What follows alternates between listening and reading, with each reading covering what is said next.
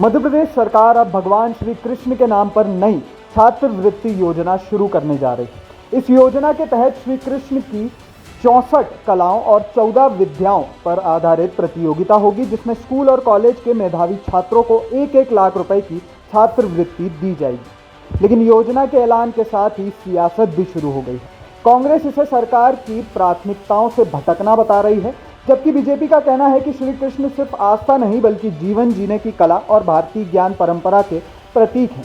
देखिए ये पूरी रिपोर्ट कि आखिर क्या है मामला। मैं हूं सार्थक नाइक और आप देख रहे हैं IBC 24 डिजिटल। मध्य प्रदेश सरकार ने श्री कृष्ण पाथेय न्यास के माध्यम से एक नई छात्रवृत्ति योजना शुरू करने का फैसला लिया है। इस योजना के तहत हर साल स्कूल और कॉलेज स्तर पर भगवान श्री कृष्ण के जीवन, उनकी 64 कलाओं और 14 विद्याओं पर आधारित प्रतियोगिता आयोजित की जाएगी। इस प्रतियोगिता में स्कूल स्तर के 51 और कॉलेज स्तर के 51 यानी कुल 102 विद्यार्थियों को चुना जाएगा। हर चयनित छात्र को 1 लाख रुपए की छात्रवृत्ति दी जाएगी। सरकार का कहना है कि इस योजना का उद्देश्य युवाओं को भारतीय ज्ञान परंपरा, संस्कृति और श्री कृष्ण के जीवन मूल्यों से जोड़ना है। संस्कृति सलाहकार श्री राम तिवारी का कहना है कि श्री कृष्ण की 64 कलाएं और 14 विद्याओं में शिक्षा से लेकर जीवन प्रबंधन तक का सार समाहित है। उनका दावा है कि ये योजना केवल धार्मिक नहीं बल्कि भारतीय ज्ञान परंपरा से छात्रों को जोड़ने का प्रयास है। हालांकि इस योजना को लेकर कांग्रेस ने सवाल उठाए हैं। कांग्रेस के पूर्व विधायक शैलेंद्र पटेल का कहना है कि आध्यात्मिकता पर व्यक्ति का निजी विषय है।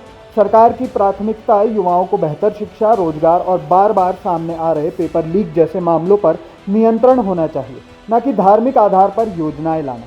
कांग्रेस के आरोपों का बीजेपी ने भी जवाब दिया है। बीजेपी प्रवक्ता अजय धवले का कहना है कि विपक्ष हर सकारात्मक पहल का विरोध करता है। उनके मुताबिक श्री कृष्ण का जीवन केवल आस्था का विषय नहीं बल्कि नेतृत्व, नीति और जीवन कौशल का भी प्रतीक है। उन्होंने आरोप लगाया कि कांग्रेस हमेशा भारतीय शिक्षा परंपरा और सनातन मूल्यों का विरोध करती रही है। दरअसल ये पहली बार नहीं है जब मध्य प्रदेश सरकार ने किसी धार्मिक या सांस्कृतिक विरासत से जुड़ी योजना शुरू की है। इससे पहले राम वन गमन पथ और श्री कृष्ण पाथेय जैसी परियोजनाएं भी सरकार शुरू कर चुकी है। ऐसे में एक बार फिर शिक्षा, संस्कृति और राजनीति का मुद्दा आमने सामने आ गया है। अब देखना होगा कि ये छात्रवृत्ति योजना युवाओं के लिए नई प्रेरणा बनती है या फिर आने वाले दिनों में सियासी बहस का नया विषय बनती है। अभी के लिए इस खबर में बस इतना ही। पर इस नई योजना पर आपकी क्या राय है? आपकी राय आप हमारे साथ कमेंट बॉक्स में शेयर करना ना भूलें।